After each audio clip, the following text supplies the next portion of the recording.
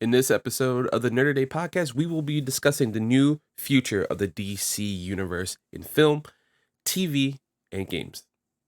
Let's get into it.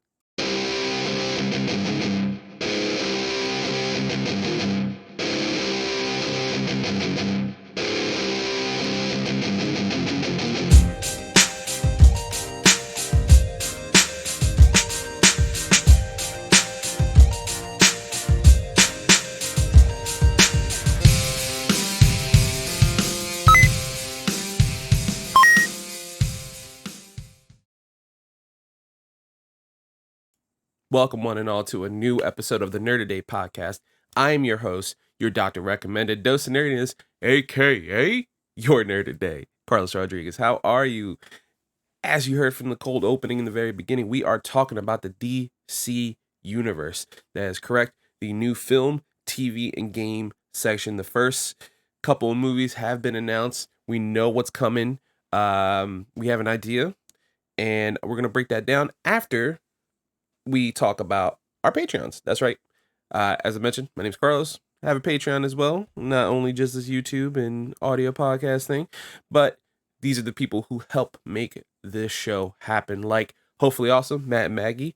They love the DC universe. I can't wait to see their breakdown of this news. And they have it going back to Smallville.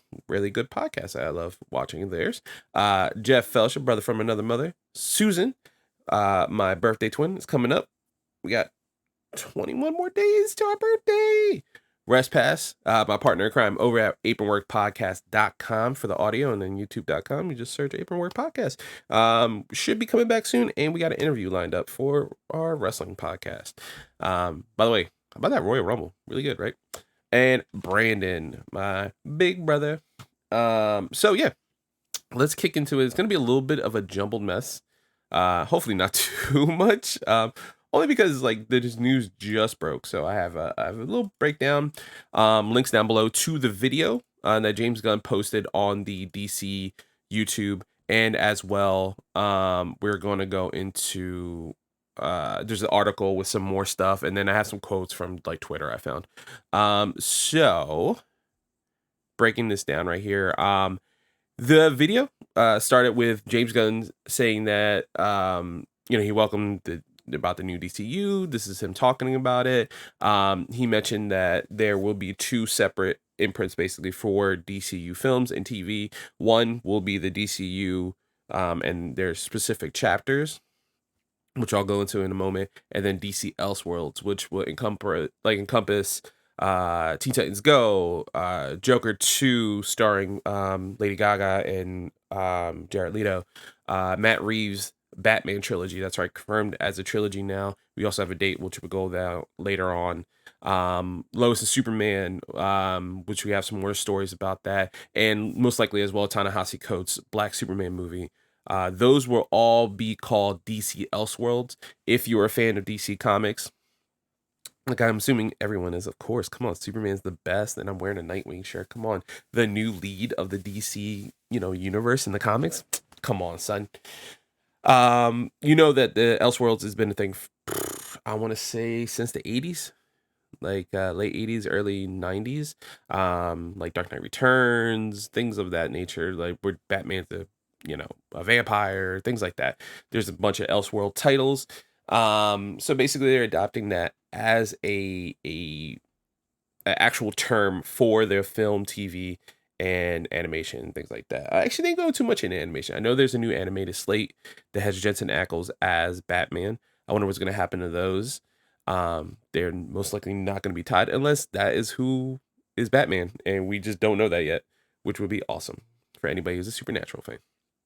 Like this guy and Susan and Brianna. I don't know if Brie watches the show. I don't want to ask though. I don't want to be like, hey man, you watch my show, right? And then it's like, no. It's like, listen, she's busy. But you're listening, which is nice. James Gunn did mention he's excited about the upcoming 4 movies we have coming up. So that's Shazam, Fury of the Gods, which has a lot of controversy recently this week. The Flash, described by Gunn as a fantastic film that he loves and will reset the DCU. Of course, that has a huge controversy as well. Blue Beetle, which he just said it was like a fantastical story. He's really excited to see. And Aquaman 2. Peter Safran, Gunn, and a group of other creators are planning an 8 to 10 year plan for film, animation, TV, and games.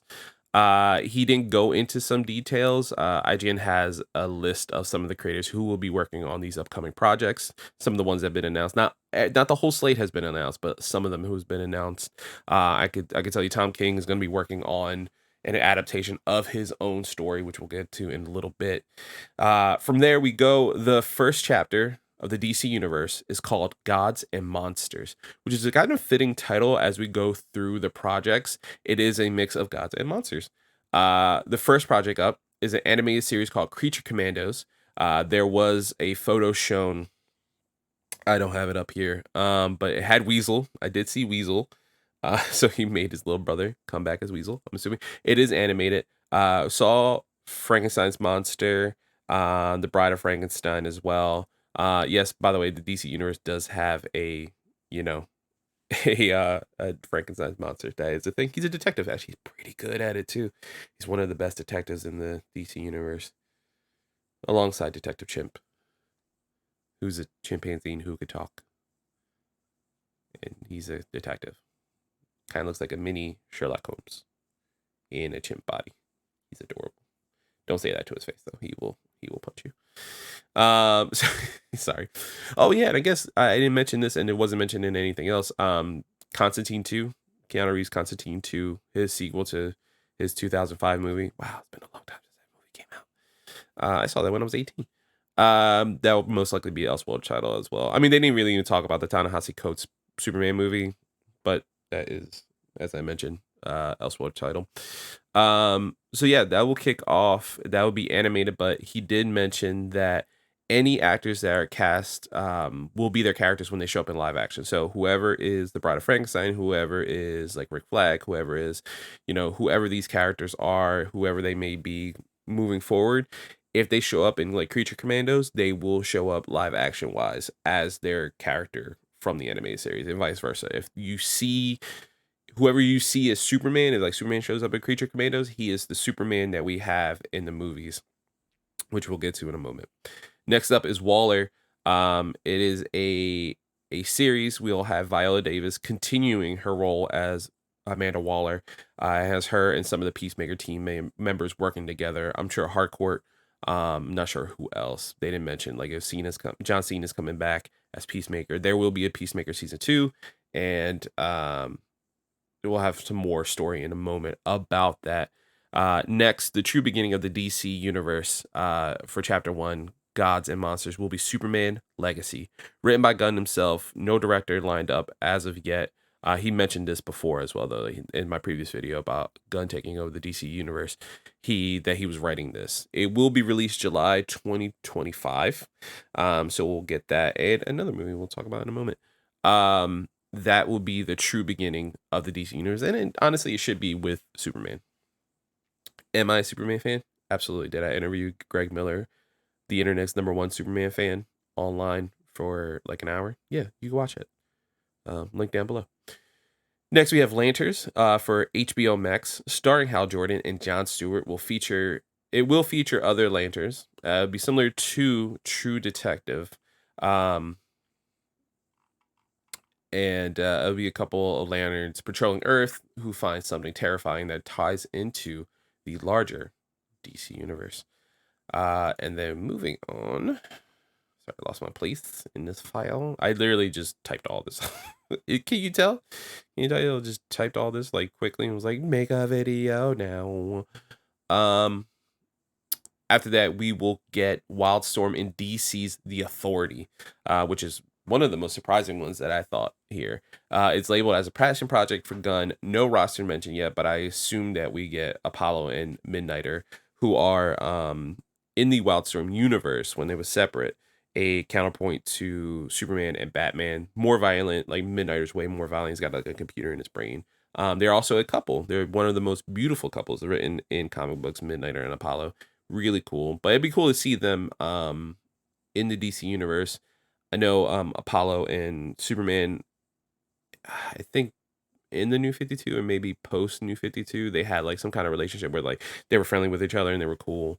And Midnighter and Grayson obviously are friends, Dick Grayson. And Midnighter always just talking about Dick's ass because that boy got cake on him. You know what I'm talking about? Double cheeked up on a Thursday. That's what I'm talking about. Can't wait. Whoever they get to play Nightwing,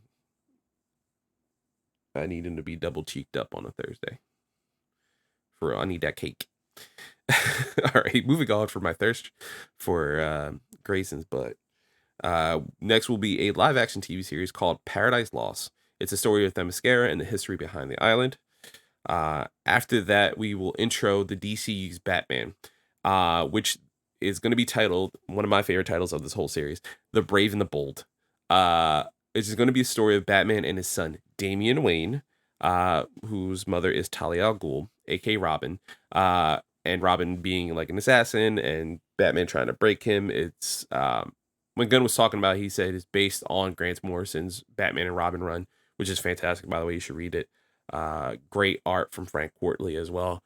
Just one of my favorite series. But in that as well, that series kind of focuses on Dick Grayson, who takes the mantle of Batman post Batman dying. It's comics, guys. But him and Damian trying to figure out like the whole Batman and Robin thing. It's a beautifully written story. So it shows it'll be an adaptation because there's going to be Bruce and Robin. This will build out the Bat family from there. So hopefully this is where we see Nightwing. Maybe we get Tim Drake. Maybe we get some teases to some Titans characters, some Teen Titans. Maybe a clone that I love so much that I named my son after. Who knows? Maybe we could build out that way. Who knows? Afterwards will be Booster Gold, a live-action TV series. No details given by Gunn. He just mentioned the history behind who Booster Gold is. Who, if you don't know, he is a failed athlete in the future who steals a Legion of Superheroes ring, which allows him to fly, and a little bit of a shield.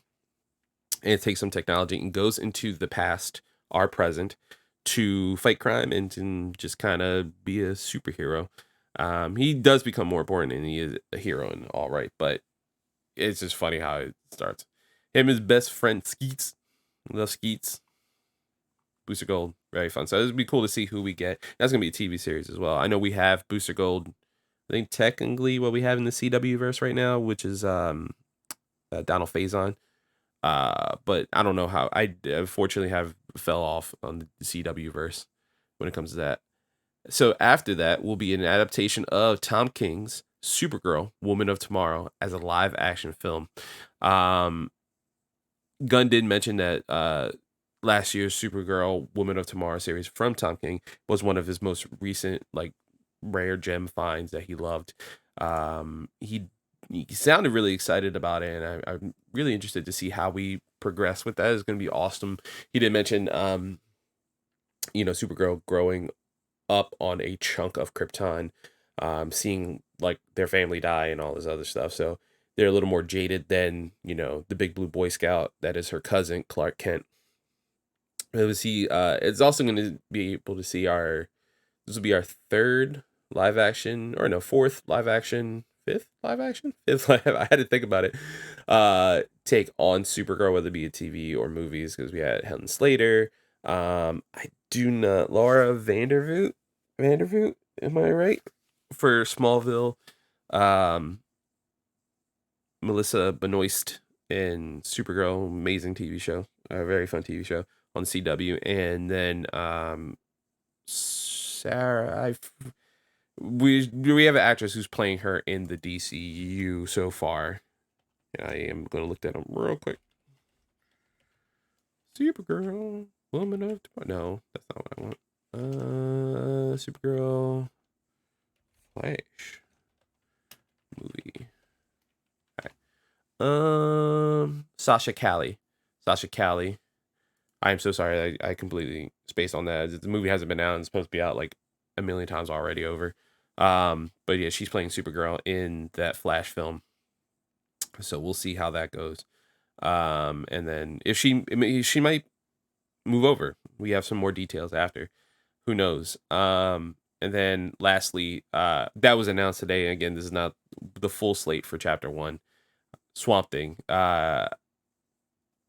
Gunn described it as a dark horror story that tonally will be outside of what we have seen in the new DCU chapter 1, but will still feed into the rest of the stories that have been set up. So maybe something the Lanterns find on Earth. Did I even go into that? The Lanterns TV show? No, I don't even think I did. Oh my goodness. No, I did not. I kind of skipped over that. Yeah, Lanterns is going to be HBO Max series starring Hal Jordan, Jon Stewart, and this is coming after Superman Legacy. This will feature other Lanterns as well. It's been described as similar to True Detective about a couple of Lanterns patrolling Earth who find something terrifying that ties into the larger DCU. And then after that, that's when we go into the Authority. So maybe whatever they find on Earth has some connection to Swamp Thing because he's, the Avatar of the Green. If this sounds like a lot, please read DC Comics. They're actually really good. Swamp Thing is an awesome character. And this will be our third Swamp Thing movie, which is going to be exciting. There's 2 really campy ones back in the day, which I don't know. I liked as a kid. I probably still watch them now and enjoy them too. And there was a live action TV show and there was a cartoon. I had toys. Those toys were awesome. Sorry. I went off and I was like, oh man, those Swamp Thing toys too. Yeah, this like color changing one. He was like brown. Yeah, he looked like his roots and stuff, and then you just put him in water, and he's like, it was cool. It was awesome. And then other news stories that I got here from IGN, and then Twitter had some stuff as well, some interview stuff. Matt Reeves' Elseworld title, The Batman 2, which is the official title, is coming out October 2025. So we'll have Superman Legacy and Matt Reeves' The Batman 2 coming out in 2025. The plan is to release 2 movies and 2 HBO Max series per year. As far as the new film projects go, they're in talks with 3 different directors out of the 5 movies announced. All in all, they currently have an 8 to 10 year plan with 2 chapters being worked out. All actors involved will sign roughly a 10-year deal for movie and TV appearances. So no matter what, like whoever Superman, if like Waller needs Superman to show up, Superman needs to be in Waller no matter what. Like if that's what the story calls for, or Peacemaker season 2, then that means that Superman needs to show up. Aquaman, everything like that. The other thing that they can promise is that this is a quote. I'm sorry, I did forget to mention this is a quote. But one thing that we can promise is that everything from Superman forward, or actually you'll see in a second, as they were breaking down everything from our first project forward, will be canon and will be connected. We're using some of the actors from the past. We're not using other actors from the past, but everything from this moment will be connected and consistent. So from Superman moving forward, boom, what you see is what you get. Who you see is who you get. I don't know about controversies. I don't know how that's going to work out. Peter Safran did tease Aquaman 3 is happening, saying Jason always saw Aquaman as a trilogy. The Waller series is set between Peacemaker season 1 and 2. At the end of season 1, if you know, Waller's daughter called her out and kind of like showed off like how bad everything is with Argus. So we'll see how that goes. Superman Lois will continue for 1 or 2 more seasons. It was listed. Peter Safran says Batgirl was not releasable. I actually think that David Zaslav and the team made a very bold and courageous decision to cancel it because it would have hurt DC. Okay, that's a big gripe with me. We're going to get into that because there's other stuff. Peter Safran says Ezra Miller is committed to their recovery and will discuss their future as the Flash at a later date. When they feel like they're ready to have a discussion, we'll all figure out what the best path forward is. There's some other stuff as well because we'll talk about Zachary Levi's comments, and that's kind of where I'll end it. So it was like good news, awesome, and Zachary Levi's weird. And Ezra Miller, they're not great. James Gunn says they did not fire Henry Cavill. This was already reported. Henry was never cast. For me, it's about who do I want to cast as Superman and who do the filmmakers we have want to cast.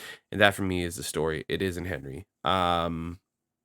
There's a whole layer cake with, people think that The Rock used Henry Cavill to just push his agenda. Who knows? We'll never fully know. But that was already reported that, you know, Henry Cavill was not being Superman moving forward, and it wasn't like a hire fire thing. It just was not in the cards. And then Gal Gadot, I believe that's how you pronounce her name. Jason Momoa, Ezra Miller, and Zachary Levi have the door open to reprise their roles in James Gunn's DCU. James Gunn on Zachary Levi's recent controversial tweet: "I can't be changing my plans all the time because an actor says something that I don't agree with. Actors and filmmakers that I work with are going to say things that I agree with and things that I don't agree with." Um, so all the controversial stuff aside, because it gets controversial at the end, right? Because of course there was questions a lot of people asked. Batgirl not releasable.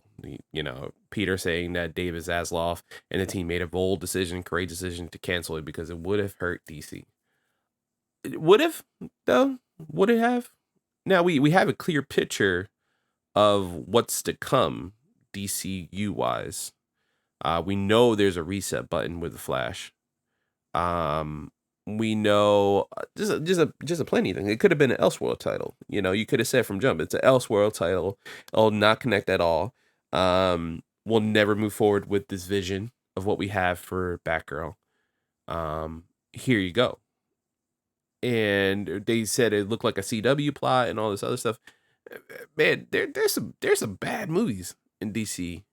You know, some really really big stinkers. And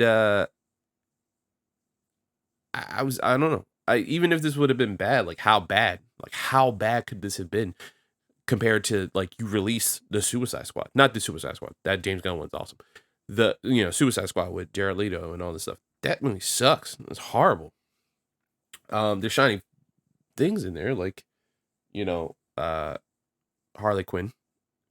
Margot Robbie's amazing and things like that, but yeah, that movie's just not good. There's a lot of stinkers. So what would this have hurt? Honestly, what would this have hurt? And I know there's a tax break thing, and they made money somehow on this by canceling and destroying it, but it's still frustrating to see. And then Ezra Miller, you know, their road to recovery, and they're going through all this stuff, and there's like a civil suit, I believe, and then there's a chance of jail time, and I think they're in rehab right now. I'm not sure. I forget what the status is with it, but you know they're ready to have this discussion, and we'll figure out what the best path forward is. That worries me because do we need Ezra Miller as Flash? No, we don't. We don't need them. Um, at the end of Flash, you can have somebody new have the face and be like, "Whoa, I look different," you know, like, "Oh my god, my face is, you know, more defined and I'm blonde for some reason. That's crazy. Oh man, everything's set right though," you know, like that's easily how you can explain that. "Oh, Clark, you look great. Yo, Clark, you look different. You're younger. What's up, Clark? Oh my goodness, yo." Who are you? You're Bruce Wayne? Oh my god. Like that's what's gonna happen, right? So like if that's the case, like Ezra Miller doesn't need to be here. I'm cool with Jason Momoa moving forward. Like I don't think he said anything horrible or done anything horrible. I hope not. I don't know. I like that guy, but you know if they did, you know, repercussions, actions. Gal Gadot, you know, controversial. Everyone's been controversial pretty much in one way, shape, or form. I mean, then we get to Zachary Levi's vaccine stuff this week, and then like in someone who's a turf, and just why, just everyone, just I don't know, it's just bad. It's bad taste, bad taste in my mouth. And then you get all this stuff, and like, oh, Zachary Levi's still gonna do this, still that. We're talking to Ezra Miller and their team, and see what how we're gonna move forward in their road to recovery. Okay, then on the same side, I'm gonna go on a wrestling tangent. You have me who loves professional wrestling, and we unfortunately had the loss of Jay Briscoe, who was a famed tag team wrestler from the local area in Delaware. Wrestled their whole lives around the world, had held multiple titles, world titles, things like that. Was not allowed on WBTV, meaning TBS, to be on AEW Dynamite, or TNT on AEW Rampage because of their past tweets. And this stayed when Zaslav took over Warner Brothers Discovery. Like when everything changed, the mandate was still to Tony Khan, the CEO of AEW and ROH. Jay Briscoe cannot be on AEW TV at all. Cannot be because of his past tweets. Now, the same way we're saying that, like, hey man, Zachary Levi has like gross tweets and all this other, weird stuff, and Ezra Miller's just been a menace to society for a couple years for some reason. Jay went out of his way to apologize for his behavior and actions, independently of anybody being like, hey, you have a golden opportunity here, Jay Briscoe.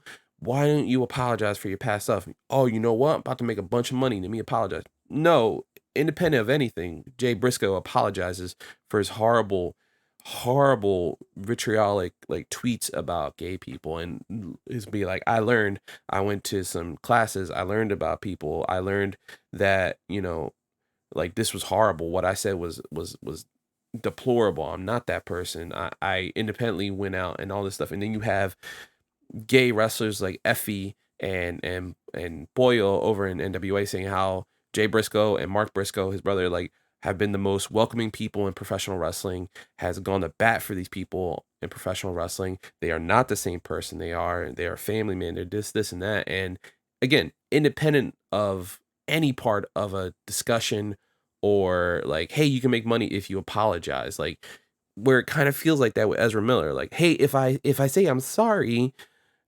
no one's gonna blame me for me throwing a chair at somebody or breaking in their house with a gun or choking this woman out at a club or having a weird farm where drugs are being built, being like grown, and then, a baby with a bullet in their mouth, not like in a weird way, just chewing on a bullet, and kidnapping and all this other stuff. Like, Ezra Miller is allowed to be on Harry Potter and stuff like this, and they just apologize for their actions when it looks like they can be making like a lucrative deal.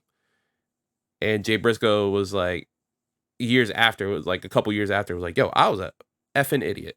What was wrong with me? I'm sorry. I'm just want to say sorry to everyone. This is before even ROH was purchased by, Tony Khan. They couldn't hold a tribute show. And then finally they got the okay that Mark Briscoe was allowed to wrestle in his brother's honor in a special main event last week on his brother's, would have been his 39th birthday. But Ezra Miller is allowed to just run amok throughout society.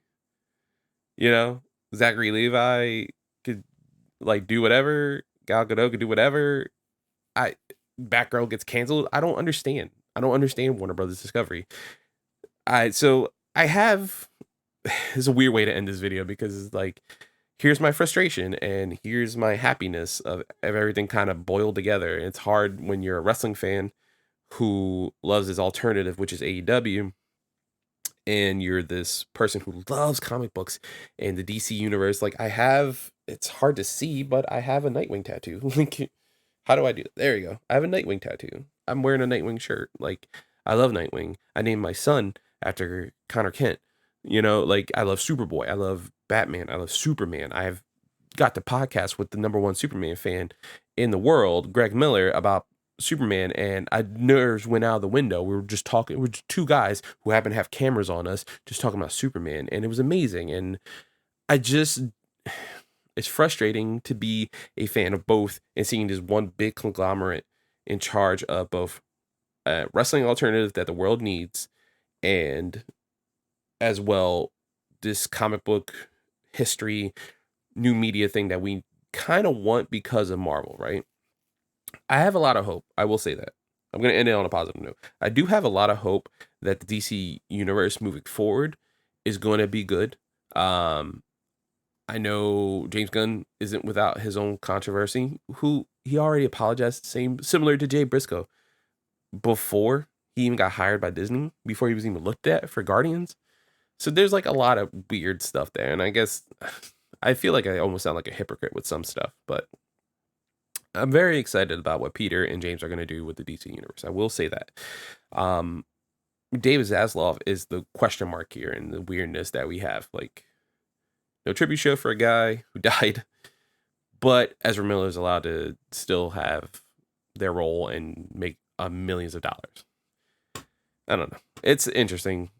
David Zaslav is a very interesting being within, movie, TV, animation, all that. But on the plus side, again, James Gunn, someone who I trust and love their movies and things of that nature, is in charge of the DC universe with some of my favorite characters in the palm of their hands. Like, I'm so excited for Superman Legacy. I can't lie. I'm so excited to see the Man of Steel.